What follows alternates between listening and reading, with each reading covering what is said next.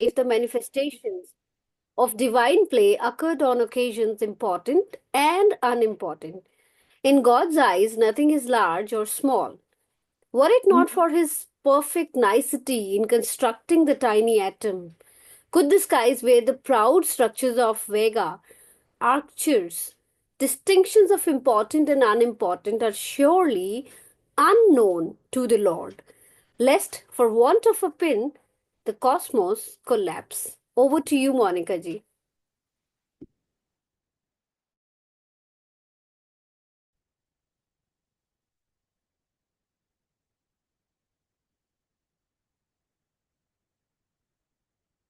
Monica ji, are you there?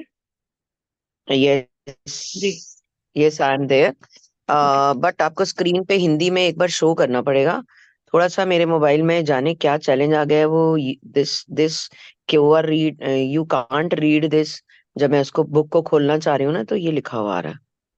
ठीक है, तो मैं यहाँ से पढ़ती हूँ। Is my screen visible? हाँ जी, हाँ जी, बिल्कुल। ये जी. सभी युगों के संतों से शुरू है। कहाँ से शुरू जी है? जी। सभी युगों के संतों ने शिशु सुलभ। ये तो चैलेंज हो गया भैया। Just a minute. मैं नहीं, ये पढ़ किसी को मैं पढ़ना पढ़ पड़ेगा, क्योंकि हाँ, I'll आप just read पढ़ो। it out, right? एक एक पैरा करके पढ़ना। हाँ, श्योर। हम्म, सभी युगों के संतों ने शिशु सुलभ भाव से जगन माता को प्राप्त किया, और उन सभी ने कहा कि उन्होंने सदा ही जगन माता को उनके साथ खेलते पाया। मास्टर महाशय के जीवन में महत्वपूर्ण और महत्वहीन अवसरों पर भी इस दिव्य खेल की अभिव्यक्तियां स्पष्ट हुई। ईश्वर की दृष्टि में कुछ भी छोटा या बड़ा नहीं होता। यदि छोटे से परमाणु को बनाने में ईश्वर ने अपनी अतिशय सूक्ष्म दर्शिता के औचित्य को न लगाया होता, तो क्या आकाश अभी जीत और स्वाति नक्षत्रों जैसे गौरवशाली रचनाओं को धारण कर पाता? महत्वपूर्ण और महत्वहीन का भेद प्रभु के लिए निश्चय ही अज्ञात है, कि कहीं एक सुई के अभाव से पूरा ब्रह्मांड ही ढह जाए। हम्म। जी. देखिए, जो जगन माता हैं, उन्होंने देखा कि जो संत हैं उनके साथ उनका बचपन में वो खेला करते थे उनके साथ। यानी कि इतना इजी एक्सेस है उस भगवान का। उस भगवान तक पहुंचने के बीच अगर अगर हम इसको पढ़ें, तो यही समझ में आता है कि भगवान तक पहुंचने के बीच में सबसे बड़ी अड़चन हम खुद ही हैं। दुनिया अड़चन नहीं है। सबसे बड़ी अड़चन हम खुद हैं। हमने अपने अंदर इतनी चीजें ऐड कर रखी हैं, इतना कुछ माइनस कर रखा है, इतना कुछ अपने ऊपर लाद रखा है। और जिसको कहते हैं ना कि जरूरत का सामान और बेजरूरत का बहुत सारा सामान, जैसे हमारे घर में होता है ना, बेजरूरत का बहुत सारा सामान पड़ा होता है, जिसको हम हर बार रख लेते हैं कि ये कभी काम आएगा। वो कभी काम नहीं आता, क्योंकि जब उसकी जरूरत पड़ती है वो मिलता ही नहीं है। तब मार्केट से नया आ जाता है, फिर वो दिवाली की सफाई में मिलता है। इतना कुछ घर के सामान के जैसे हमने अपने अपने दिमाग में भी टांग रखा है, जिसकी हमें कोई जरूरत नहीं है। तो वो यही कह रहा है कि मतलब इतना आसान कि जगन माता उनके साथ खेल रही हैं। क्या ये इतना इजी है? मतलब प्रभु के लिए कोई भी चीज है या नहीं है, उनके लिए कोई मायने नहीं रखती। बड़ी है छोटी है, कोई मायने नहीं रखती। अच्छा है बुरा है, कोई मायने नहीं रखता। बस है, दैट्स ऑल। कहते हैं ना कि सब कुछ सरल है। जैसे सृष्टि सरल है ना, आकाश सरल है, चांद का उगना सरल है, सूरज का ढलना सरल, ये सब सरल है। क्योंकि जैसे हो रहे हैं 5,000 सालों से, ऐसे ही हो रहे हैं। हम 5,000 की बात करेंगे, उससे पीछे की बात नहीं करेंगे, क्योंकि हम अपने शास्त्रों में 5,000 ही सुनते हैं। तो हम 5,000 की बात करें, ये इतना ही सरल है। अब मैं एक पेन लेती हूँ और मैं कहती हूँ कि अब इस पेन को मोड़ कर दिखाओ। फॉर एग्जाम्पल, ये पेन है, इसको मोड़ कर दिखाओ। अब ये कठिन है। हम यही कर रहे हैं। हम पूरी जिंदगी ऐसे कई पेन मोड़ रहे हैं, क्योंकि चीजें सरलता से हैं। उसने ये बात कह दी थी, ये सरल है। अच्छा, उसने ऐसे कहा, हम मोड़ना शुरू करेंगे। तो यही बात ये कहते हैं कि ईश्वर मासूम से हैं, और साधारण से हैं, और सरल से हैं। हम प्रपंच करते हैं, इसलिए हम उन तक नहीं पहुंच पाते। जी ma'am.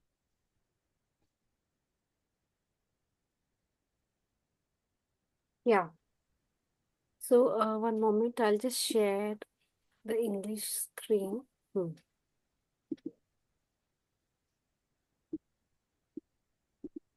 Is my screen visible now?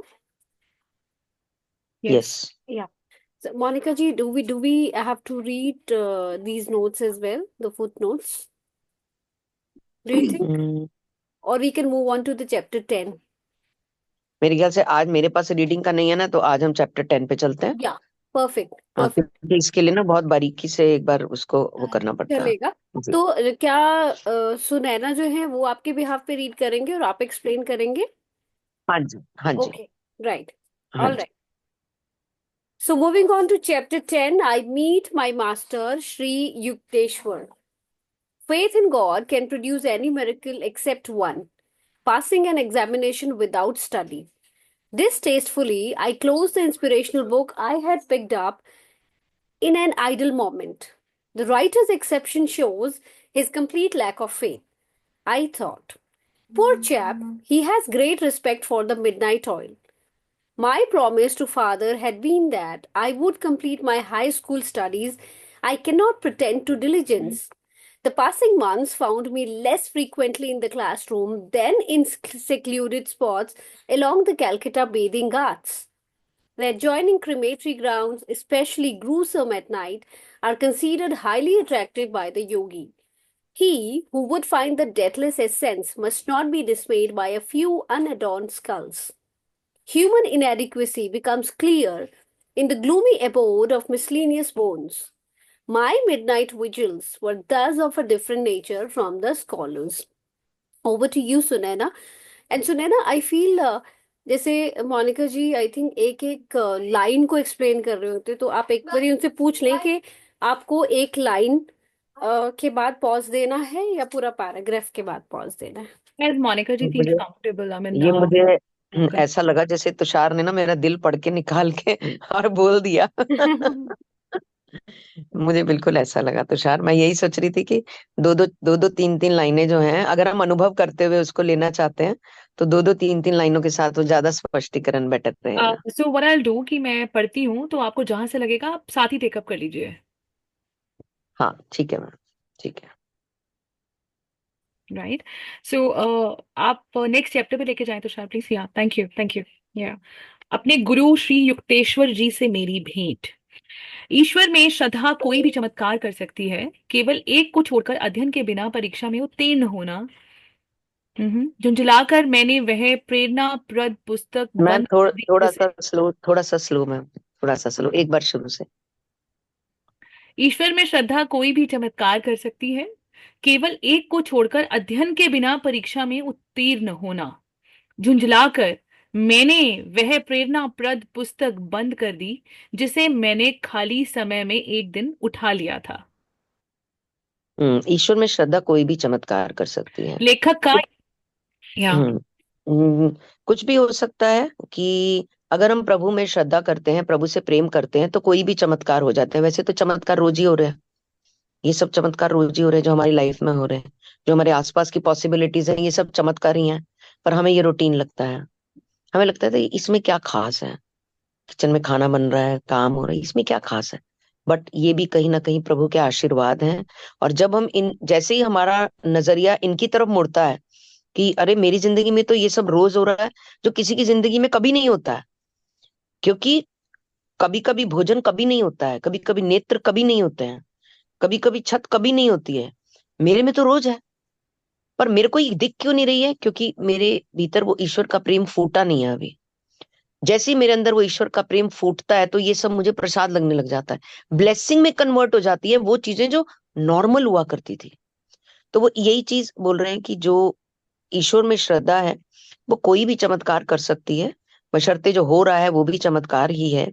और यूं लगता है कि जैसे अध्ययन के बिना परीक्षा में उत्तीर्ण होना, मैं परीक्षा में बैठ तो गया हूँ, मैं चाह तो रहा हूँ कि मुझे जगन माता मिल जाए, मैं उन्हें उनको ढूंढने के प्रयास तो कर रहा हूँ, पर मैंने करा क्या है उनको पाने के लिए? मैंने तो कोई तैयारी नहीं करी, मैंने तो कोई ऐसा ज्ञान प्राप्त नहीं किया, मैंने तो ऐसे कोई तीर नहीं मारे। और मुझे ऐसा सा लग रहा था कि मैं परीक्षा में उत्तीर्ण होने बैठ रहा हूँ और मैंने कुछ अध्ययन नहीं किया है। और झुंझला कर उन्होंने वो किताब बंद कर दी जिसे वो पढ़ रहे थे एक दिन ऐसे ही खाली समय में। जी मैम। लेखक का यह अपवाद कथन उसकी ईश्वर में श्रद्धा का पूर्ण अभाव दर्शाता है। मैंने सोचा, बेचारा, रात रात भर पढ़ाई करने में उसे अत्यधिक विश्वास है। और लेखक को लगता था अपवाद कथन मतलब कि जिसको हम बोलते हैं कि इस चीज का अपवाद क्या है, मतलब तुम ये जो बात कह रहे हो, जैसे कि ईश्वर सब पे कृपा करता है, किसी पे नहीं होती, तुम कहते हैं अपवाद भी होते हैं। अपवाद को वो इस तरह से लेकर चल रहा है। और ईश्वर में श्रद्धा का पूर्ण अभाव है। मैंने सोचा ईश्वर में के लिए प्रेम तो बहुत है, सब कुछ बहुत है, और जो एक कनेक्शन होना चाहिए वो कनेक्शन उस तरीके से नहीं है, उस तरह से कनेक्ट नहीं हो पा रहे हैं वो। और बेचारा रात रात भर पढ़ाई करने में उसे अत्यधिक विश्वास है। उसे लगता है कि मैं पढ़ लूं, मेहनत कर लूं, याद कर लूं, तो मैं बेहतर कर पाऊंगा। जैसे हम ना महात्माओं के कई बार किस्से सुनते हैं कि महात्मा कहते हैं कि ना तुम पढ़ने में ध्यान दिया करो, तो कहते हैं कि महात्मा जी मैंने आपको मान लिया तो मेरी पढ़ाई समझो हो गई पूरी। तो वो पढ़ने में इतना समय नहीं लगाते जितना वो उस महात्मा की गुरु की सेवा करने में लगाते हैं, क्योंकि उनको लगता है गुरु की सेवा कर ली तो गुरु प्रसन्न हो जाएंगे, प्रभु प्रसन्न हो जाएंगे, हमारा काम हो जाएगा। तो वो पढ़ने में उतना समय नहीं लगाते हैं। और ऐसे ऐसे जो शिष्य होते हैं उनके जीवन में चमत्कार होते हैं कि पेपर में आता ही वही है जो उन्होंने उन्होंने गिनती की चीजें याद की होती है, और वही पेपर में आ जाती है।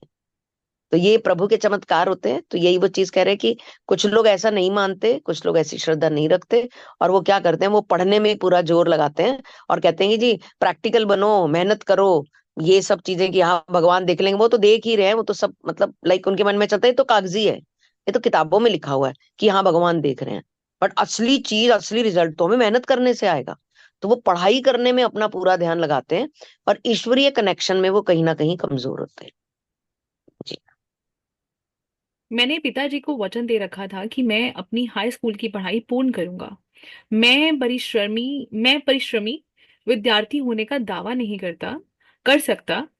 पर महीने बीतते गए थे, पर मैं क्लासरूम में कम और कोलकाता के स्नान घाटों के आसपास सुनसान जगहों पर अधिक होता था। उन तो वो घाटों के अपनी पास जीवन स्थित शैली के बारे शमशान में जो बता रहे हैं। हाँ, वो अपनी जीवन शैली के बारे में बता रहे हैं कि उन्होंने अपने पिताजी को कहा था कि हाँ मैं अपनी हाई स्कूल की पढ़ाई कर लूंगा पूरी, जैसे कि हर बच्चा प्रॉमिस करता है। बट बहुत सारे बच्चे होते हैं उनका क्लास में मन नहीं लगता। किसी का किसी स्पोर्ट्स में लगता है, किसी का कहीं लगता है, कोई थिएटर रूम में बैठा रहता है, कोई आर्ट रूम में पेंटिंग बनाता रहता है, पागलों की तरह दिन भर पेंटिंग ही बना रहा है, क्योंकि उसके अंदर की आवाज उसे वहां लेके जाती है। और बच्चे दरवाजों के पीछे भी छुप जाया करते थे, जब कोई आता था ना प्रिंसिपल या चेक करने के लिए, तो वो बच्चा उठ के दरवाजे के पीछे छुप जाता था कि मैम को मत बताना मैं आर्ट रूम में बैठा हूँ इस टाइम। क्योंकि उनके अंदर की कॉलिंग थी जो उनको उनके कदमों को वहां लेके जाती थी। तो ये कहते हैं कि मेरे अंदर की जो कॉलिंग थी वो मुझे संतों के धाम पे लेके जाती थी, जहां मुझे क्लासरूम में होना चाहिए, पढ़ना चाहिए, अपनी स्टडी करनी चाहिए, वहां पे वो कोलकाता की गलियों में घूम रहे हैं और संतों को ढूंढ रहे हैं, भाई कोई मुझे भगवान से मिला दे, कोई मुझे उन माता के दर्शन करवा दे, कोई मुझे रास्ता दिखा दे। जी। उन घाटों के पास स्थित शमशान जो रात में और भी अधिक भयावह बन जाते हैं, योगी को अत्यंत आकर्षित करते हैं। जिसे अमर तत्व की खोज करनी है, उसे कतिपय अनंत अलंकृत कृत। अलंकृत अलंकृत कृत अनंत कृत। अलंकृत हम्म। नरकपालों को देखकर विचलित नहीं होना चाहिए। विभिन्न प्रकार की अस्थियों से व्याप्त उस विषादालय हम्म। में मानवीय अपूर्णता उजागर होती है। इस प्रकार मेरा रात्रि जागरण विद्यार्थियों के रात्रि जागरण से भिन्न प्रकार का था। जी। देखो कितना डिफरेंट सा कंसेप्ट अपनी लाइफ का यहाँ पे बता रहे हैं कि जैसे उनके पिताजी उनको बोलते थे तो उनका कोलकाता की तरफ के स्नान घाटों में उनका समय बीतता था, वहाँ के जगहों पर वो ज्यादा घूमते थे। और वहीं पे जो पास में शमशान होते थे जो रात्रि में और ज्यादा भयानक हो जाते हैं। पर उनको लगता था कि ये जो जगह है, जो इन्होंने शब्द यहाँ पे प्रयोग किया उसका मतलब शमशान घाटी होता है। तो ये जो जगह है, यहाँ के जो नर कपाल हैं, यानी कि यहाँ के जो अधिकारी हैं जिनको ड्यूटी दी जाती है कि तुमने, जो दिखते नहीं है, जो मतलब अदृश्य होते हैं, पर उनको ड्यूटी दी जाती है कि तुम इस जगह की देखरेख करोगे। जैसे अच्छे स्थान पे देवों की ड्यूटी लगती है कि तुम इस जगह की देखरेख करोगे, ऐसे ही नर कपालों की ड्यूटी वहां पर लगती है। तो उनको वो सामान्य लगते थे, उनको उनसे डर नहीं लगता था। उनको लगता था अस्थियों का जलना, ये सब चीजें होनी, ये सब नॉर्मल है, क्योंकि ये एक ऐसा प्रोसेस है जो है और चला जाता है। यानी कि मनुष्य मरणशील है, तो मनुष्य के मरणशील होने का प्रोसेस उनको नॉर्मल सा लगता था। कहीं ना कहीं वो मोह से बाहर थे बहुत बचपन से। तभी वो माँ को छोड़ के, पिता को छोड़ के, भाई को छोड़ के कई बार भाग गए थे घर से। तो जो मोह पाश में बंधे हुए लोग होते हैं, मैं तो अपने परिवार के बिना नहीं रह सकता, मैं तो अपने बच्चों के बिना नहीं रह सकता, ये तो मेरी जिंदगी है, मैं तो, एक झलक ना मिले ना पूरे दिन में 20-20 25-25 आवाजें मारते हैं वो। कहाँ वो दूसरे कमरे में भी चले जाए तो भी ढूंढते हुए पीछे पीछे पहुंच जाते हैं कि तुम मुझे दिख क्यों नहीं रहे हो। मतलब ऐसे मोह पाश में बंधे होते हैं सब। तो वो तो कितनी बार घर से निकल गए। तो उन वो मोह से आउट थे। तो जो मोह से आउट हो गया, माया से आउट हो गया, जो शरीर पे, तन पे डाला हुआ है, हाँ ठीक है डाला हुआ है, पैर में जो डाला हुआ है, हाँ ठीक है, बाल नहीं धोए कई दिनों से, हाँ चल ठीक है। हमने बहुत सारे ऐसे संतों के दर्शन हमने किए हैं। ये जो कुंभ है इसमें हम रोज टीवी में देखते हैं, इसी टाइप से हमें संत लोग मिलते हैं, जिनकी बनावट इस तरह से जैसा ये लोग बता रहे हैं। शमशान घाट में जाते हैं, बैठते हैं, वो भय नहीं आता उनके मन में, डर नहीं होता, ना डर है, ना लालच, ना फियर, कोई घबराहट है, कुछ भी नहीं है, सब है, बस जो है वो है, जो सामने है वो है। और यथासंभव ऐसा ही है जैसा दिख रहा है। इसे ऐसा बना दे, इसे वैसा कर दें, इसे बदल दें, वो किसी चीज को बदलने की कोशिश नहीं करते। ना किसी का स्वभाव बदलते हैं, ना नेचर बदलते हैं, ना रिश्ता बदलते हैं। कहने को एक लाइन में कहें तो वो इस तरह के सभी प्रपंचों से बाहर होते हैं, सभी तरह की बनावटों से बाहर होते हैं। सिंपल जो जैसा है वैसा है, दैट्स ऑल। जी मैम। थैंक यू जी मोनिका जी। तुषार, क्या? मैं मेरे दिमाग में भी ना यही बात आ रही थी जो आप कह रहे थे कि मेरे दिमाग में भी कुंभ का ही अभी आ रहा था कि कुंभ में जो जितने भी साधु संत या नागाज आ रखे हैं, जिन जिन जैसे बहुत लोगों ने उन्हें इंटरव्यू किया, तो उनका जो जीवन शैली है completely different, of course different तो है ही है। लेकिन वहां से समय समझ आता है कि उनको, जैसे हमें चीजों की एक लिमिट है ना, हमारे चैलेंजेस है या फियर है, वहाँ कुछ नहीं है। कुछ उनकी नहीं। दुनिया में ये वर्ड ही एग्जिस्ट नहीं करते हैं कि ऐसा भी कुछ होता है। बिकॉज दे हैव, जो उनके रिचुअल्स हैं वो इतने शुरू में ही, जब उनको इस लाइफस्टाइल में या इस शिक्षा में लाया जाता है, वो इतने डरावने होते हैं initially. They are made to go through such things कि उनको बाकी चीजों का डर नहीं रहता है। मतलब जो हमें डरावनी लग रही है उनके लिए वो नॉर्मल चीजें, वो उनकी जीवन शैली का पार्ट बन जाती हैं। As I got to know, I've hmm. also heard out, about several podcasts on the same Aghori's life and Naga's life. और जो वीडियोस भी आ रही है सोशल मीडिया पे, बहुत कुछ आ रहा है, तो देख के पता चलता है कि कनेक्ट कर सकते हैं हम इस पैराग्राफ से। आज के टाइम में जो हम देख ही रहे हैं वही हम पढ़ रहे हैं कि सच में दिस इज सो ट्रू। उनकी लाइफ में हमारे लिए बहुत सारी लिमिट्स हैं, चेक्स लगे हुए हैं, उनके हम्म। दिमाग में ये सब चीजें हैं ही नहीं। तो उनकी लाइफ, मतलब उनकी दुनिया कंप्लीटली अलग है। जैसे लास्ट लाइन है कि मेरी मिडनाइट विजिल्स वर दस of a different nature from the scholars. मेरी Yes. रातें जो थी या मेरा अध्ययन था वो डिफरेंट होता था बाकी स्कॉलर से, क्योंकि उनको ये चीजें शमशान घाट अपील करते थे, यहाँ भी उन्हें समझ आती थी कुछ है। असली मजा, असली आनंद, असली पावर्स यहीं पे है। हम्म। तो मूविंग ऑन, द बाकी वीक ऑफ किताबें फाइन। पढ़ते थे। जी। बाकी किताबें पढ़ते थे, और हाँ। ये ऐसे में शमशान घाट के चक्कर लगाते थे। मतलब आप देखोगे ना कितना ऑपोजिट चल रहा है इस टाइम। हाँ। और एक और चीज तुषार, जैसे ये टीवी से ही हमने देखा है, हमें पहले नहीं पता थी ये हाँ। चीज। हाँ। जिन लोगों को ये इस अघोरी उसके अंदर लाते हैं, रिचुअल के अंदर लाते हैं, तो उनसे सबसे पहला काम जो कराया जाता है, अपना ही पिंडदान कराते हैं पहले। हम्म। अपना ही और अपने पिंडदान करो फैमिली फिर। मेंबर्स का, अपना और हाँ, अपनी फैमिली। फैमिली, फैमिली का भी पहले अपना। हम्म। सबसे पहले अपना करते, मैंने कल एक इंटरव्यू में देखा टीवी में। हम्म। सबसे पहले उन्होंने स्टेप्स पूछे कि क्या क्या स्टेप आपके रहते हैं, तो उन्होंने सबसे पहले बताया कि अपना करते हैं, यानी कि अपनी देह से मोह हटाते हैं। देह हम्म। से मोह हटाते हैं, तभी तो नहा रहे हैं, नहीं नहा रहे, खुजली हो रही है, जुएं पड़ रही हैं, बाल बड़े हो रहे हैं, क्या हो रहा है उनको इससे, क्योंकि वो देह का लोभ है ही नहीं उसमें। देह की सजावट, सजाना, साफ रखना, परफ्यूम लगाना, नहलाना, धुलाना, इन सब से बाहर पहले तो अपना कर दो कि तुम शरीर नहीं हो, तुम हम्म। आत्मा ही हो। फिर परिवार के एक एक जन का करवाते हैं। हम्म। वहां से मतलब पूरी तरह से उनको पाषाण बनाकर, पूरी तरह से मोह मुक्त कर कर, उसके बाद वो इस जर्नी के ऊपर लाते हैं, और उनको नाम वगैरह जो भी वो देते हैं, जो भी उनका प्रोसेस होता है, वो उस प्रोसेस को फॉलो करते हैं। कल मैंने एक पर्सन का देखा, उन्होंने ना लेग क्रॉस की हुई है, दोनों लेग क्रॉस की हुई हैं, और वो कह रहे हैं कि वो पिछले 36 साल से ऐसे ही हैं, लेग क्रॉस ही करके वो अपने जो भी जरूरी एक दिन के काम होते हैं, जो एक इंसान को करने बहुत जरूरी होते हैं, वो काम भी वो लेग क्रॉस करके ही करते हैं। उसके अलावा मतलब नथिंग, उसके अलावा वो चलते हैं तो वो जंप करके चलते हैं, नहीं तो वो चलते ही नहीं है। अपने जरूरी काम करते हैं और एक जगह बैठते हैं, और उनकी लेग्स बैठते हैं तो चौकड़ी मार के, खड़े होते हैं तो लेग्स क्रॉस ही रहती हैं। उन्होंने उनसे पूछा कि तुमने ऐसा क्यों करा हुआ है ये? वो कहते हैं बस मान लिया तो मान लिया। कि तुम्हें ये अजीब नहीं लगता? मतलब बाहर ऊपर होगा फर्स्ट फ्लोर। तो तुमने ये मान लिया तो मान लिया, तो तुम्हें ये अजीब नहीं लगता? वो कहते हैं कि नहीं, मैं मतलब बस अब अजीब क्या होता है, अजीब शब्द क्या होता है, बस अब कह दिया तो कह दिया, अब तो ये ऐसे ही चलेगा। 36 ईयर से वो क्रॉस लेग में खड़े हुए हैं। तो राइट। ये चीजें बताती हैं कि हमें बहुत सारी ऐसी चीजें हैं, मतलब इतना दृढ़ निश्चयी हम नहीं है, छोटी छोटी चीजों से डोल जाते हैं, परेशान हो जाते हैं, घबरा जाते हैं, फेडअप हो जाते हैं, बोर हो जाते हैं। बट हम लोग अभी दौड़ में बहुत ज्यादा पीछे हैं, बहुत ज्यादा।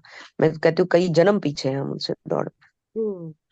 तो ये उनकी तपस्या का ही एक हिस्सा होता है, उनके अध्ययन, मतलब हमारी बुक्स अध्ययन है, तो उनका जो अध्ययन है वो यही है। This is a part of their, there learning, but जैसे इट्स मोनिका जी, रियली। मैं उज्जैन से हूँ, तो सिंहस्थ लगता है एवरी 12 इयर्स। तो वहां पे भी जब ये नागा साधु आते हैं, तो एक साधु ऐसे थे कि बचपन से मतलब जब से उन्होंने ये इसमें आए, एक ही लेग्स पर खड़े रहते, 24 आवर्स, न बैठना न सोना, सोते भी खड़े खड़े ही हैं, सिर्फ एक टांग पर। True, true. पर आई ऐसे heard about them. Hmm.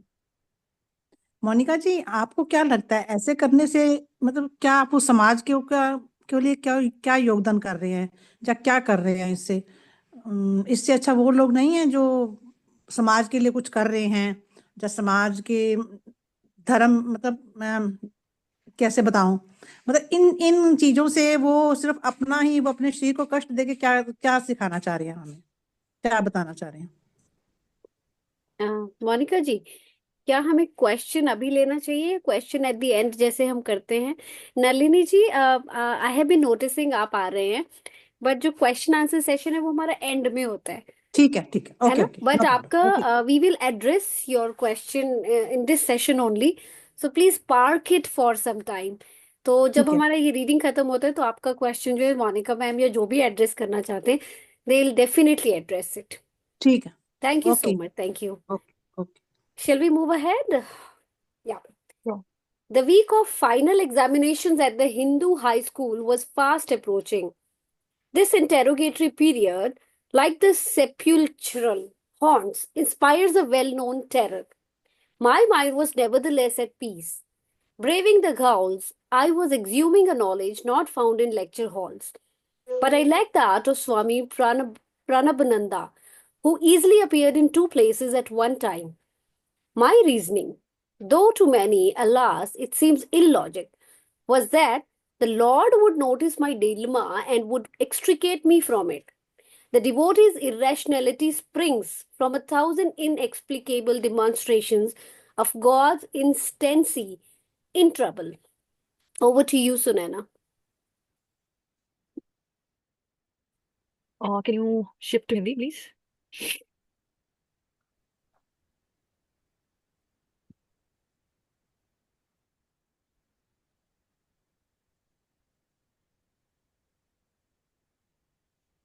Hindu high school की वार्षिक परीक्षा का सप्ताह तेजी से निकट आ रहा था। परीक्षा का यह समय भी भूत प्रेतों से युक्त उन शमशानों की तरह ही एक सुपरिचित दहशत मन में उत्पन्न करता है।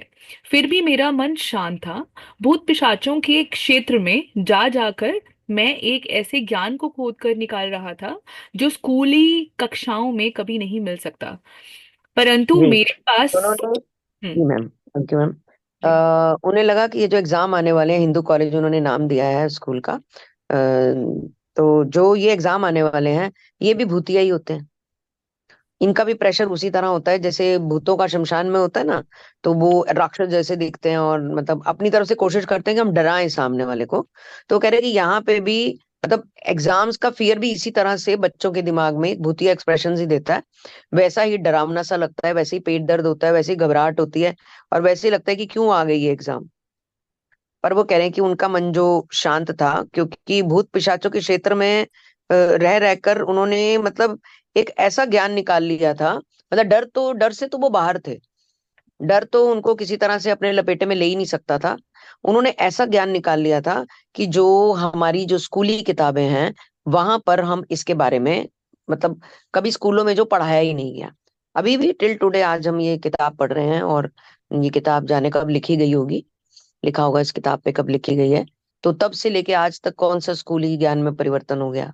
अभी भी स्कूल में तो वही चल रहा है जो पिछले 25 सालों से चल रहा है, 30 सालों से। बहुत ज्यादा परिवर्तन नहीं हुआ है। कहने को हमारे एजुकेशन सिस्टम के नाम हेड्स बदल गए हैं, नाम बदल गए हैं, हो सकता है, पर उसके नीचे जो शिक्षा है वो लगभग वैसी सी है, उसका जो सिलेबस है वो वैसे से है। तो वो यही कह रहे हैं कि ये ज्ञान स्कूलों में आज तक नहीं पढ़ाया गया। जब उन्होंने लिखा उससे लेके अब तक जो ये कह रहे हैं अभी भी वही चल रहा है। स्कूलों में ये ज्ञान आज भी नहीं पढ़ाया जा रहा है जी। परंतु मेरे पास स्वामी प्रणवानंद जी का कौशल नहीं था, जो एक ही समय में दो स्थानों पर आसानी से उपस्थित हो सकते थे। मेरा तर्क यद्यपि अनेक लोगों को अफसोस अनेक लोगों को अफसोस यह कुतर्क लगता है, यह था कि मैं प्रभु मेरी दुविधा को समझकर मुझे उससे उबार लेंगे। विपत्तियों के तत्क्षण उबारने के ईश्वर के हजारों स्पष्टीकरणातीत कारनामों से भक्त के मन में ऐसी तर्क शून्यता आ जाती है। हम्म। वो कहते हैं कि जो स्वामी प्रणवानंद जी थे, उनके बारे में वो बताते हैं, मेरे पास उतना वैसा कौशल तो नहीं था, जैसे वो एक जगह भी होते थे फिर दूसरी जगह भी दिख जाते थे, मतलब वो अपने शरीर समेत दूसरी जगह पहुंच जाते थे। तो इनको भी ऐसे ही लग रहा है कि वो शमशान घाटों में भी घूमते हैं और इधर से परीक्षा है, कुछ ऐसे हो कि ये वहां भी रहें और परीक्षा में भी आ जाएं। तो बोले मैं अभी इतना तो सक्षम नहीं हुआ था, और मैं कहूँ कि मैं ऐसा कर पाता हूँ, कर सकता हूँ, तो ये अभी कई लोगों को तो ये कुतर्क लगेगा, जैसे कहते हैं ना तुम यहाँ थे तो तुम वहां भी थे। कई लोगों को ये कुतर्क सा लगेगा कि क्या बेवकूफों वाली बातें कर रहे हैं कि यहाँ भी हो और पेपर भी देने बैठ जाएं। पर जो उनको लगता था कि प्रभु मेरे को अंडरस्टैंड कर रहे हैं। जैसे अगर कोई व्यक्ति इस नॉलेज में आता है और वो एक जगह उपस्थित होकर दूसरी जगह भी उपस्थित हो सकता है, अगर इतना बड़ा जादू हो सकता है, तो मैं पेपर कर रहा हूँ और मेरे पेपर में क्या होने वाला है, मैं क्या करने वाला हूँ, मैं क्या लिखने वाला हूँ, कहीं ना कहीं उनके बैक ऑफ द माइंड वहां भी किसी चमत्कार की अपेक्षा वो अपने आप से या प्रभु से कर रहे हैं। ऐसा ये पढ़ के लग रहा है कि विपत्तियों से जो लक्षण है उबरने के ईश्वर में, ईश्वर के पास तो हजार हाथ हैं, हजार उपलब्धियां हैं, हजार संभावनाएं हैं, वो तो कुछ भी कर सकते हैं। तो बैक ऑफ द माइंड कहीं ना कहीं उनको कहीं ना कहीं ऐसी चीज लग रही है कि शायद ये पॉसिबिलिटी हो सकती है जी।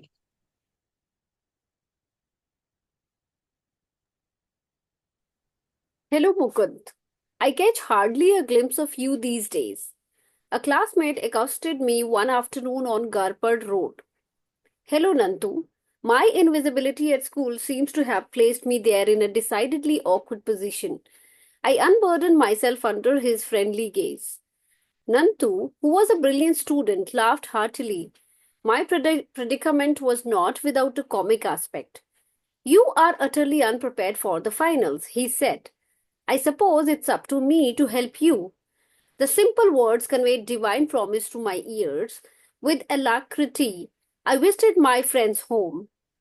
He kindly outlined the solutions to various problems he considered likely to be set by the instructors. These questions are the bait that will catch many trusting boys in the examination trap. Remember my answers and you will escape without injury. Over to you, Sunana. And hmm.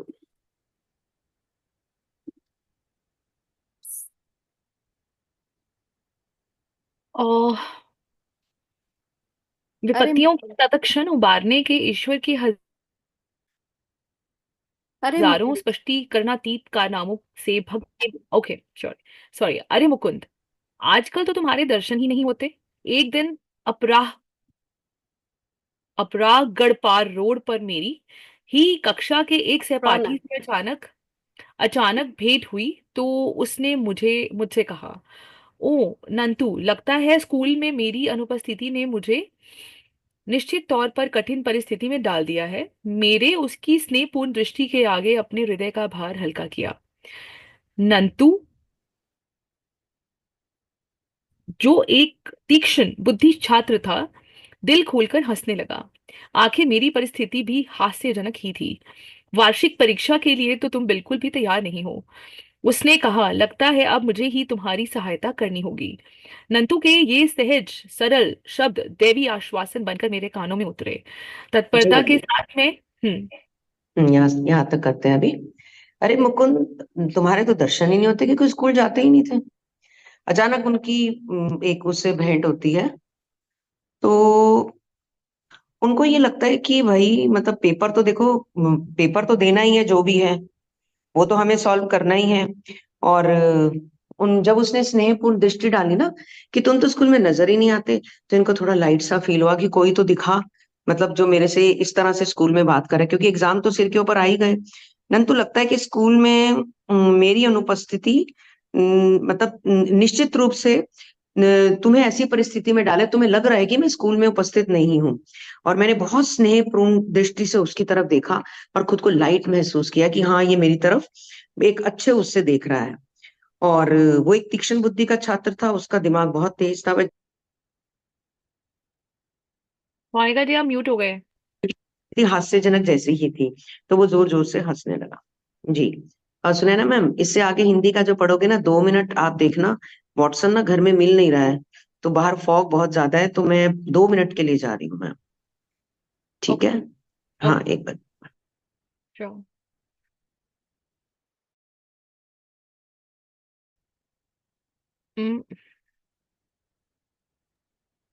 ये प्रश्न ऐसे दाने हैं जो अनेक भोले भाले विद्यार्थियों को परीक्षा के जाल में फंसा लेंगे।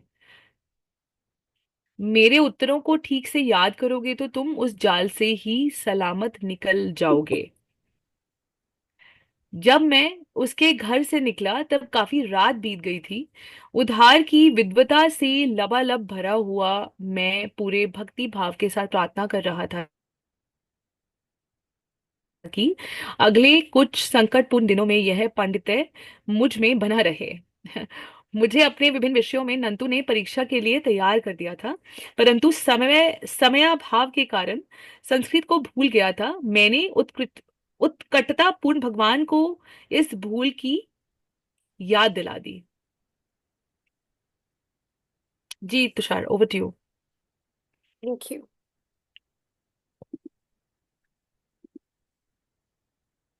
Sh- Yeah. The night was far gone when I departed. Bursting with unseasoned erudition, I devoutly prayed it would remain for the next few critical days. None too had coached me in my various subjects, but under press of time had forgotten my course in Sanskrit. Fervently, I reminded God of the oversight. I set out on a walk the next morning, assimilating my new knowledge to the rhythm of swinging footsteps. As I took a shortcut through the weeds of the corner lot, my eye fell on a few loose printed sheets. A triumphant pounce. In my hand were Sanskrit verses. I sought out a pundit for aid in my stumbling interpretation.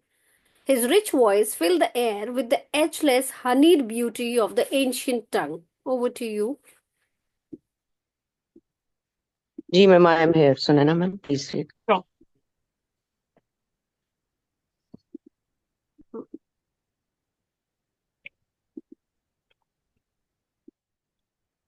Yeah.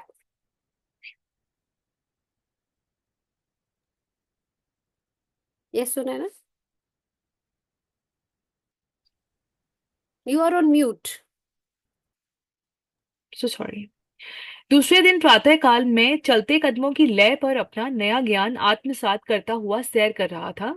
रास्ते के छोर पर पहुंचकर कोने पर स्थित खाली भूखंड की घास पात में से मैं चल पड़ा कि अचानक मेरी दृष्टि कुछ छपे हुए बिखरे पड़े कागजों पर पड़ी। मैंने झपट कर जी, कागज उठा लिए। इतना पढ़ते हैं पहले। जी। पहले इतना पढ़ते हैं मैम। दूसरे दिन सुबह वो धीरे धीरे जो वो नया ज्ञान वो हासिल कर रहे थे, अभी से क्या कर रहे थे, तो जाने कितने जन्मों से सालों से हुए थे, तो उनके दिमाग में तो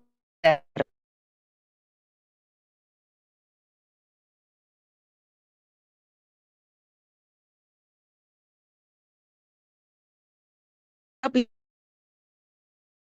You're not audible, Monica ji.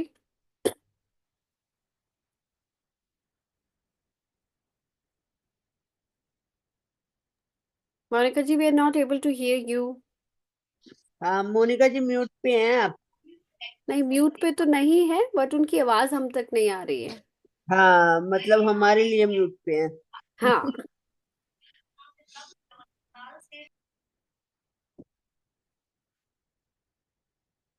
we have lost our connection, I think.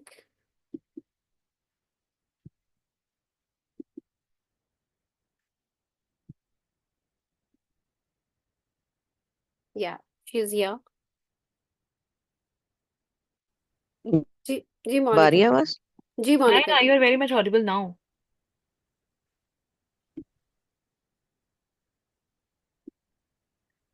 Monika ji, हम आपको सुन नहीं पा रहे हैं। क्या आप तक हमारी आवाज पहुंच पा रही है? मैं तो आपको सुन पा रही हूँ मैम, हाँ अब जी, आ अब रही आ है? रही है, अब आ रही है। हाँ अभी जी। आ रही है। जी, एक्चुअली मैं नॉन नेटवर्क एरिया में गई थी ना, वहां से वापस आ रही हूँ, तो मे बी उसको भी पहुंचने में समय लगा। चलिए, दूसरे दिन जब वो उठे और अपने नए ज्ञान में वो तैर रहे थे। नए ज्ञान में तैरना मतलब उनको जब एक नई उपलब्धि होती है, हमें जब कोई नई चीज मिलती है, तो हम ऐसे पागल से हो जाते हैं कि ये क्या चीज है, मतलब ये क्या है। ऐसी कोई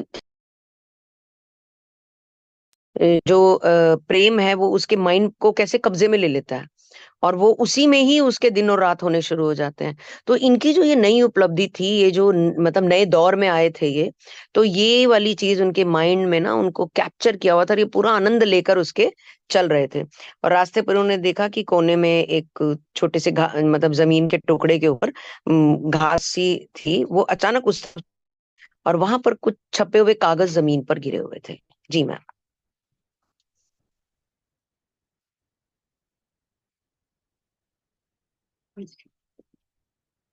ओ, I am so sorry. Hmm, मैंने झपट कर कागज उठा लिए। मेरा झपटना सार्थक भी हुआ। मेरे हाथ में संस्कृत श्लोक थे। उनका अर्थ लगाने के अपने उगमगाते प्रयासों में सहायता के लिए मैंने एक पंडित को पकड़ा। उनकी मधुर वाणी ने वातावरण को उस प्राचीन भाषा के निनादी मधुर सौंदर्य से भर दिया। इन जी, असामान्य श्लोकों उन्होंने को सीखकर हाँ जी। हाँ, उन्होंने क्या किया, उन्होंने नीचे से कुछ पन्ने उनको घा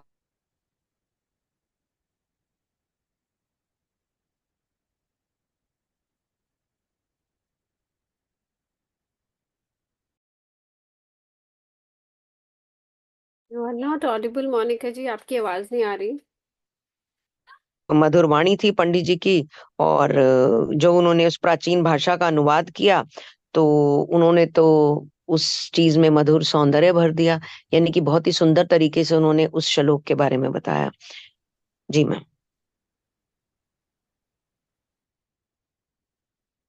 इस ओ, इन असामान्य श्लोकों को सीखकर संस्कृत की तुम्हारी परीक्षा में कोई सहायता नहीं हो सकती। पंडित ने उन श्लोकों को निश्चय पूर्वक मेरे लिए बेकार ठहराया, परंतु उन श्लोकों का अर्थ जानने के कारण ही दूसरे दिन मैं संस्कृत की परीक्षा में पास हो सका। नंतु ने अपनी दूरदृष्टि से जो सहायता मुझे दी थी, उसके कारण मुझे अपने अन्य सभी विषयों में उत्तीर्णांक मिल गए।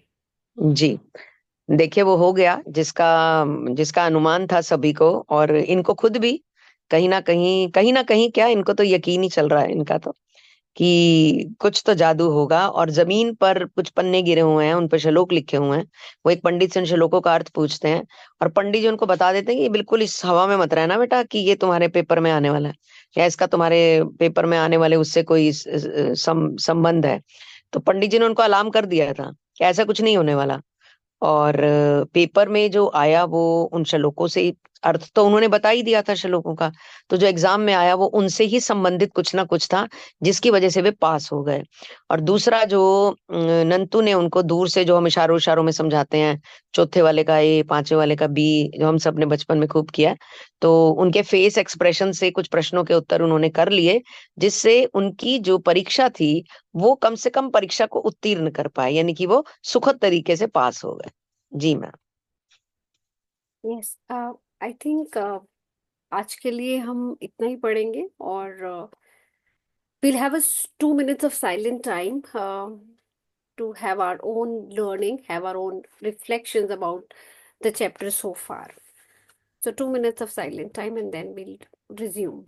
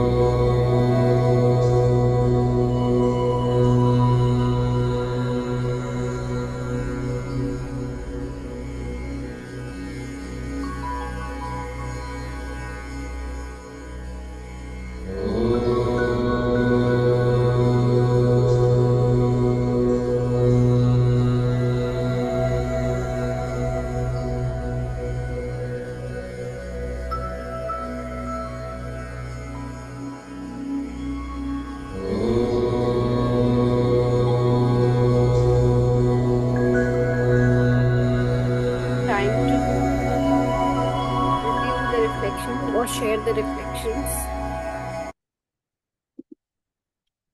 Yes, over to you, everyone.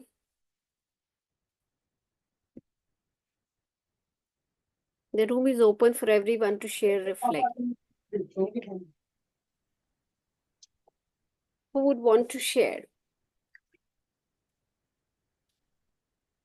जो उनका दृढ़ विश्वास है वो कहीं ना कहीं मतलब यकीन हो गया उसको, उनको वो जो श्लोक मिले उससे यही उन्हें चमत्कार की उम्मीद थी कि कुछ चमत्कार होगा जरूर, और वो चमत्कार हो गया। जैसा कि हम सब लोग भी इंतजार कर रहे थे कि जब वो इतना ज्यादा इस चीज के पीछे हैं और इतने सालों से हैं तो कुछ तो जरूर होगा। तो वैसे ही रोड साइड पे पड़ी हुई एक पेपर ने उनको हेल्प कर दी संस्कृत का पेपर पास करने में। और वो जो नंतु उनको मिला वो भी कहीं ना कहीं उसी चमत्कार का ही अंश था, जिसने इशारों इशारों में उन्हें कम से कम उत्तीर्ण करने जितना तो बता दिया। तो पूरे स्कूल में एक नंतु का उन्हें मिलना और रोड साइड में उस श्लोक का मिलना, तो ये कहीं ना कहीं संपूर्णता प्रदान करता है उनके यकीन को। जी thank you Monika ji. Definitely वो जो हम बात करते हैं complete faith and surrender to the will of God, जब हम थोड़ा सा भी बिल्कुल थोड़ा सा भी डाउट लेके आते हैं तो चीजें उस तरह प्रोग्रेस नहीं करती हैं जैसा हम एक्सपेक्ट कर रहे होते हैं। तो that feeling of having a faith and complete surrender to the will of almighty, that brings magic. I was reading one thing, मैं इसी के एडिशन में आज आज एक कुछ मैं पढ़ रही थी, तो उसमें बोला गया था कि why can't we be like rivers, हम नदी की तरह क्यों नहीं होते।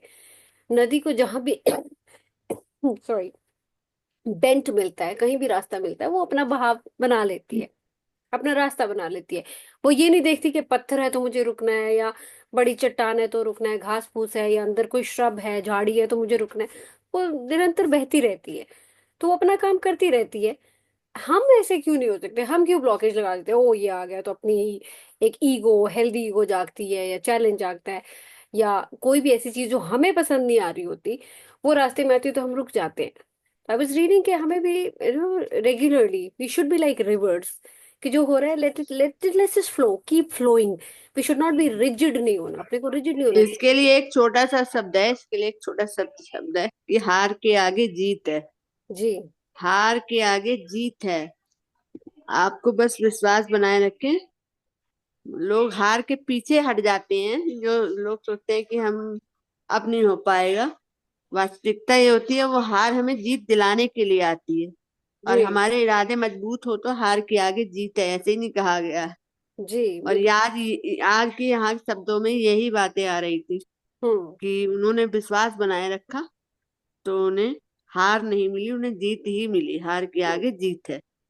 Correct correct. तो हमें भी हमेशा मतलब रेगुलरली, जो आज भी आया, हमें रेगुलरली बढ़ते रहना चाहिए, बढ़ते रहना चाहिए, बढ़ते रहना चाहिए। बिकॉज हम जो भी आ रहा है, जो भी ऑब्स्ट्रक्शन भी आ रही है, जो चैलेंज भी आ रहा है, कुछ भी आ रहा है, वो भी एक पार्ट ऑफ आपका एवोल्यूशन या लर्निंग या ग्रोथ ही है, विच इज इम्पोर्टेंट। तो कोई भी चीज आती है तो हमें भी रिवर की तरह आसानी से, मतलब चैलेंज आए ठीक है वहां से आगे से निकल जाओ, अगर झाड़ आ गया निकल जाओ, अगर कोई छोटा पत्थर है बड़ी चट्टान है निकल जाओ। अगर नदी का रास्ता सीधा जा रहा था तो नदी कभी रिजिड नहीं होती, नहीं मैं तो, मतलब कभी आपने देखा कि नदी कहते नहीं मैं तो हम्म। सीधी बहूंगी, मैं इधर से नहीं जाऊंगी। तो वो चीज हम में भी, इंसान में भी नहीं होनी चाहिए। जहां बेंट आया वहां मुड़ जाओ, चलो जी मुड़ के निकल लेते हैं। बहते रहो, keep flowing, keep going, keep going, and one fine day you will get to what you want. Because ये बीच में जितनी भी चीजें आ रही है, that's only a part of your evolution, growth and learning only. That's what I was reading, और मुझे इससे कनेक्टेड भी लगा कि ऑलरेडी मैं किसी और कॉन्टेक्स्ट में आज पढ़ भी रही थी। Yes, thank you. And yes, everyone, anyone who would want to share. I would like to share something. Like, I think यहाँ पे वो example आता है, where there is a will, there is a way. And determination एक one thing है, और एक consistency और जो डिसिप्लिन उनकी लाइफ में जो बना हुआ है कि मतलब वो उस जर्नी से बिल्कुल भी इधर से उधर नहीं हो रहे हैं। वट एवर, जैसे अभी आपने एक्सप्लेन किया कि what ever situations he might be facing या किसी भी स्टेट ऑफ माइंड में हो, लेकिन वो अंदर से सबसे जो उनके पर्सनालिटी के बारे में मुझे सबसे अच्छी जो बात लगी वो थी एक डिटर्मिनेशन, कि दृढ़ निश्चय किया हुआ था उन्होंने। आई थिंक जितने भी योगीज हैं या जितने भी एग्जाम्पल्स हमें सुनने को मिलते हैं, तो आज की डेट में भी वो यही एग्जाम्पल ही शेयर कर रहे होते हैं कि दृढ़ संकल्प और दृढ़ निश्चय से आप कहीं पर भी पहुंच सकते हैं। बट दृढ़ निश्चय जो है वो इतना ज्यादा मतलब वो पक्का होना चाहिए, and we should be very very sure that where and he has that clarity that this I want, I think this I want में, और no doubt about it कि यूनिवर्स भी उनको अलग अलग फेसेस से निकाल रहे थे, so as our life also goes through certain ups and downs. लेकिन once we have decided that yes, this way we want to live our life no matter what, we will not be shattered, and बहुत सारी situations आती भी हैं और हमने भी I think ups and downs life में I think फेस किए हैं। तो जो ये डिटर्मिनेशन है उनके जो पूरे पर्सनालिटी का जो हिस्सा है कि कहीं पर भी वो हार नहीं मान रहे हैं, ही सो पॉजिटिव, ही सो होपफुल, ही सो डिटर्मिन कि हाँ मतलब मैं जिस रास्ते पे चला हूँ वो तो मुझे मिल ही जाने वाली है। मतलब उनको कोई डाउट ही नहीं है, जैसे भी तुषार ने कहा, एक्सप्लेन भी किया कि उनको कोई डाउट ही नहीं है इस चीज के लिए कहीं पर भी। एंड ये भी एक बहुत बड़ा प्रूफ है कि जब आपको डाउट नहीं होता है तो universe is also there in the process to like build the things for you, create the things for you. That is a beautiful like journey which is going on so far. Yeah, thank you. Thank you Sunaina, thank you. या accurately, मतलब मेरे को वो river वाला जो example था ना, मुझे बहुत सही लगा कि हमारी लाइफ जो है लीनियर नहीं है, स्ट्रेट लाइन नहीं है यार, नहीं है। टर्न आया तो लो, कुछ ब्लॉक आया तो उसको देखो, फेस करो, because life is not a linear line, it's just like a river, messy है, अनप्रिडिक्टेबल है, अनइनवाइटिंग हो सकती है, बट और येट इट इज ब्यूटिफुल। वो फिर भी ब्यूटीफुल है, बिकॉज आपको वो सब चीजें करनी पड़ती जो आपने प्लान नहीं की थी, आपको वो सब चैलेंजेस भी देखने पड़ते हैं जो आपको पता ही नहीं थे, बट आप उसमें से भी ये मेंटेलिटी और सोच लेके चलो कि हाँ मैं अपना रास्ता बना लूंगा, जैसे रिवर बनाती है, बेंट है तो वहां फ्लो कर लेगी, जहां रास्ता मिलेगा उधर, लेकिन वो चलती रहती, वो रुकेगी नहीं, आप उसको रोक नहीं पाओगे पानी को कहीं भी। आपने जहां ब्लॉक लगाई तो वो ऊपर होके वहां से निकल जाएगी, निकलेगी सही। So it will never stop. हमारा भी सेम वैसा ही रिवर जैसा, मुझे बहुत अच्छी लगी थी बात कि ऐसा ही फ्लो, डिटर्मिनेशन वैसा ही होना चाहिए। हाँ मैं एडजस्ट कर लूंगी, फ्लेक्सिबल हो जाऊंगी, पर मैं रुकूंगी नहीं। तो फ्लेक्सिबिलिटी के साथ you keep evolving, you keep growing, you keep carving new paths in your life, नई नई लैंडस्केप्स एक्सप्लोर करें, नई नई चीजें, नए नए लोग, नए नए थॉट्स, नई नई creativity, but keep moving, keep moving. Yes. बहुत बढ़िया तुषार, बहुत बढ़िया, I वंडरफुल। think मजा आ yeah, गया ये indeed. सुन के ना। बहुत Indeed. बढ़िया जी, सुनैना। अच्छा, नलिनी जी का भी एक आई थिंक क्वेश्चन था, तो वो भी अगर आप टेकअप करें यस, अभी, या नलिनी जी, या please share your questions if you are available. Nalini ji is not I here. think they've left. Okay. Okay, she is not here, but I think question वो शायद ये पूछना चाह रहे थे मेरे ख्याल से कि जो ये डिफिकल्ट प्रोसेस से हम मतलब जो ये साधु या संत जो हैं वो गुजर रहे हैं, तो अपने शरीर को पीड़ा देने का क्या सिग्निफिकेंस है, आई थिंक वो ये पूछना चाह रहे थे कि हाँ, क्या ये जरूरी है, एक प्रोसेस का हिस्सा है, या ये होना जरूरी है, इसके बिना भगवान मिलेंगे नहीं, और it's a very very relevant and significance question I believe. I think उनका सेट में ये भी क्वेश्चन था, क्या इन लोगों से ज्यादा वो लोग इंपॉर्टेंट नहीं है जो सोसाइटी में कंट्रीब्यूट करें, क्योंकि इनका तो कंट्रीब्यूशन ही नहीं है। उनका क्वेश्चन था कि ये क्या कर रहे हैं, ये अगर हम्म तपस्या कर रहे हैं तो क्या कंट्रीब्यूट कर रहे हैं, सोसाइटी में कुछ नहीं कर रहे। तो शी वाज आस्किंग कि क्या वो लोग ज्यादा इंपॉर्टेंट नहीं है जो सोसाइटी में रह के कंट्रीब्यूट कर रहे हैं। सो आई थिंक मोनिका जी और whosoever wants to address, I would want to take it up, record and share. Monica ji, you are on mute. Please unmute yourself, Monica ji. I think जब आप Renu ma'am भी आज बात कर रहे थे ना, इफ यू रिमेम्बर, कि एक ये अवस्थाएं होती हैं कि जब हम बचपन में, there are 4 stages, main important stages, like यौनावस्था रहती है, और देन आपका गृहस्थ आश्रम रहता है, मतलब पहले बालावस्था, ब्रह्मचर्य रहता है। यौनावस्था, हाँ युवावस्था, हाँ, बालावस्था, युवावस्था, युवावस्था, हाँ बालावस्था, और हाँ, एंड देन आपकी वृद्धा ब्रह्मचर्य रहता है। या वृद्धावस्था, और फिर आपका संन्यास। संन्यास, that was a very, I think, गृहस्थ को ये मार्ग बहुत ज्यादा अपील करता है कि कहीं हमें परमात्मा मिलेंगे या नहीं, मतलब बहुत सारे क्वेश्चंस जो हैं वो खड़े हो जाते हैं। बट आई थिंक हर रोल को आपने अगर बहुत ही जस्टिफाइबल तरीके से और प्यार से और प्रेम पूर्वक निभाया है, तो जब आप मतलब संन्यास की अवस्था में भी जाते हैं तो आई थिंक बहुत ही पीसफुली एंटर कर पाते हैं, देयर इज नो दुख, एंड आई थिंक वो आप सिग्निफिकेंटली फील कर पाते हैं कि मैंने सभी चीजों के साथ जस्टिस करते हुए, बैलेंस करते हुए, मैं अब वो वाले अवस्था में भी मैं वट एवर, आई थिंक ये सब चीजें भी आप तभी कर पाते हैं जब वो डिटर्मिनेशन होती है, या वो करने की मतलब जो क्रिएटिविटी है, जब आपने अपने परिवार में भी यूज की, आपने उसको सोसाइटी के लिए भी यूज किया, और फिर अपनी लाइफ के लिए भी यूज किया। बिकॉज जब अपनी लाइफ को ही आप खूबसूरत नहीं बना पाए, अकॉर्डिंग टू मी, जो मुझे समझ में आता है, जब आप अपनी लाइफ में ही क्रिएट नहीं कर पाए, तो क्या मतलब आप कौन सी ऐसी चीजों को यूटिलाइज करेंगे जब आप मतलब क्या क्रिएट कर पाएंगे जब आप एक्चुअल में मतलब स्पिरिचुअलिटी के रास्ते पर आगे बढ़ना चाहेंगे। तो आई थिंक क्रिएटिविटी तो हर जगह लगती है, जो क्रिएटिविटी को आपने मतलब अप्स एंड डाउन फेस करके आपने अपनी लाइफ को कहीं ना कहीं सेटल करने की कोशिश की होगी, या जो एफर्ट किए होंगे, तो मुझे लगता है कि वही एफर्ट्स और वो जो क्रिएटिविटी है, या जो मतलब आपके अंदर जो कॉन्फिडेंस है, या जो भी डिसिप्लिन है, सिंसियरिटी है, वही सारी चीजों से ही आप आगे जो है वो क्रिएशन कर सकते हैं। और उसी क्रिएशन के साथ ही आपने आई थिंक सब चीजों को संभाला, बैलेंस किया, और आप अपनी ये आगे की जर्नी में आगे बढ़ते चले गए। Yeah. यहाँ पे मैं एक चीज ऐड करना चाहूंगी कि जो एग होता है, एग अगर कहीं में नहीं फूटता तो वो किसी काम का नहीं होता।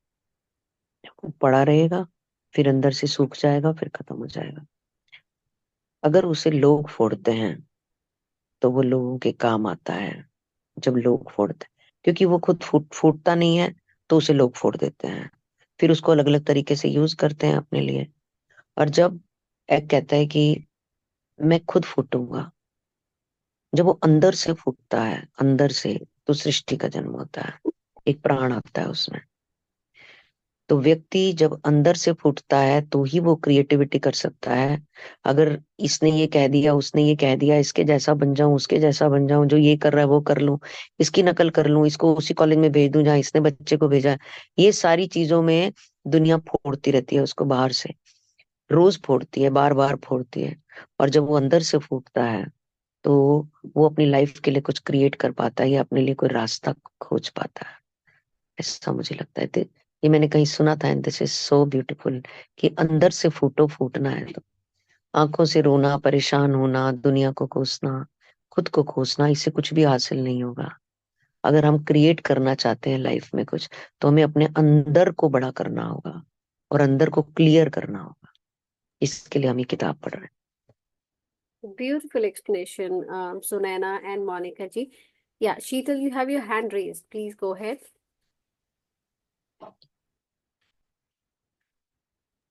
Yeah, am I audible? Yes, you are. Yes. So, मैं सोच रही थी उस क्वेश्चन के बारे में, और बड़ा ही डिफरेंट मेरे दिमाग में एक थॉट आया जो मैं शेयर करना चाहूंगी। पहली चीज वो पूछ रहे हैं कि क्या वो अपने शरीर को कष्ट देख के सही कर रहे हैं या नहीं, तो और सोसाइटी को क्या कंट्रीब्यूट कर रहे हैं। इससे अच्छे तो वो हैं जो सोसाइटी को कंट्रीब्यूट कर रहे हैं। अब ये नजरिए की बात है। अगर मेरा नजरिया ये होगा कि वो मुझे तपस्या, डेडिकेशन और एंड्योरेंस का वो सबक दे रहे हैं जो एक इंसान को कभी ना कभी जीवन में जरूरत पड़ेगी उन कैरेक्टरिस्टिक्स की, so they are the epitome of those qualities, and if we can't learn that from them, तो हमें वो वर्थलेस लगेगी चीज, या हमें ये लगेगा कि शायद हमारे लिए कुछ कंट्रीब्यूट नहीं हुआ। ये हम अगर नजरिया ही बदल लें कि बिल्कुल कंट्रीब्यूट हुआ है, उन्होंने हमें डेडिकेशन और कंसंट्रेशन, मेडिटेशन की वो चरम सीमा का एग्जाम्पल सेट करके दिया है जो हमें लाइफ में यूज करना है, पहली बात। दूसरी बात, अगर हम उनको देखें कि वो इस पेन से गुजर रहे हैं, कहीं ना कहीं उनकी ब्लेसिंग्स इस यूनिवर्स को, इस एनवायरनमेंट को, इस प्लैनेट अर्थ को जा रही है। जब हम लोग सोल कॉन्शियसनेस की बातें करते हैं तो हम लोग देखते हैं कि एनर्जीज शिफ्ट हो रही हैं, इस समय प्लैनेट अर्थ की एनर्जीज शिफ्ट हो रही हैं, कुछ नया हो रहा है, अर्थ स्प्लिट हो रही है, वो बहुत सारी बातें होती हैं अगर एनर्जी लेवल की हम बात करें।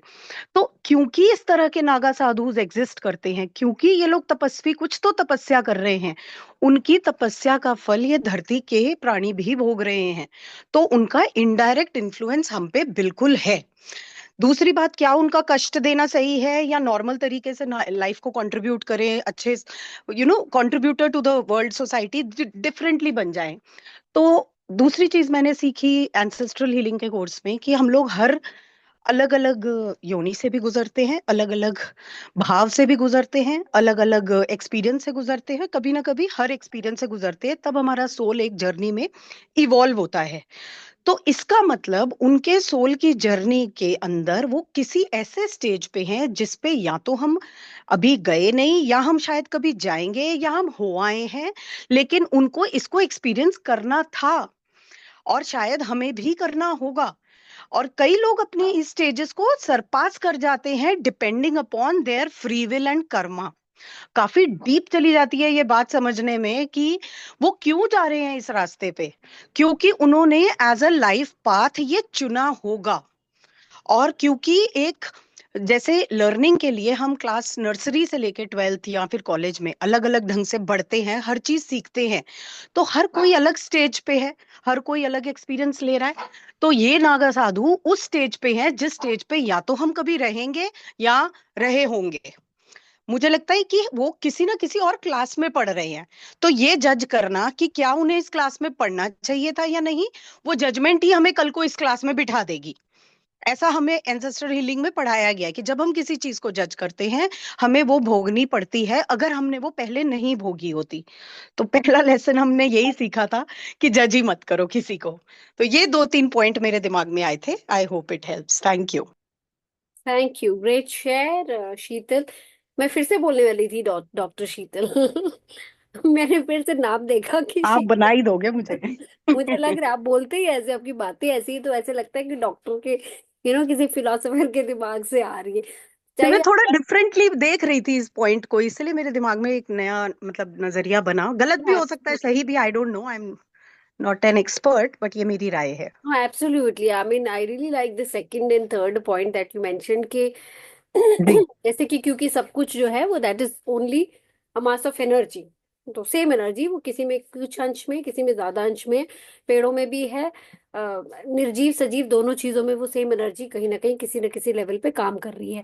तो जो वो तपस्या कर रहे हैं पहाड़ों पे बैठ के, उसकी एनर्जी का, उस तपस्या का फल हम लोग ऐसे यहाँ भुगत रहे हैं। हमें नहीं पता वो कैसे हो रहा है, हमारी नॉलेज में नहीं है ये सब चीजें।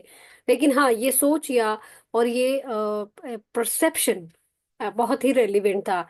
And the second point, next point, कि हम भी ये देखें कि उनका जो लेवल ऑफ मेडिटेशन है, लेवल ऑफ तपस्या है, अगर वो कर पा रहे हैं तो हम भी कर सकते हैं।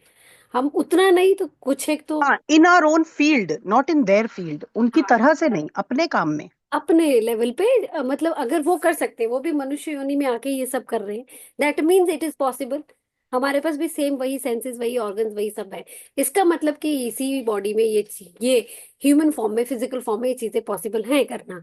तो हमें अगर लगता है हम कहीं भी रोक या चेक लगाते हैं कि लिमिट लगाते हैं, वो गलत हो जाएगा, क्योंकि उन्होंने वो कर दिखाया है। वो एपिटोमी, मतलब they have proven it, they have become that epitome of such humongous process of transforming their life, जो शायद हम, आप कह रहे हो कि हाँ, या तो हमने भोगी होगी या हम भोगेंगे।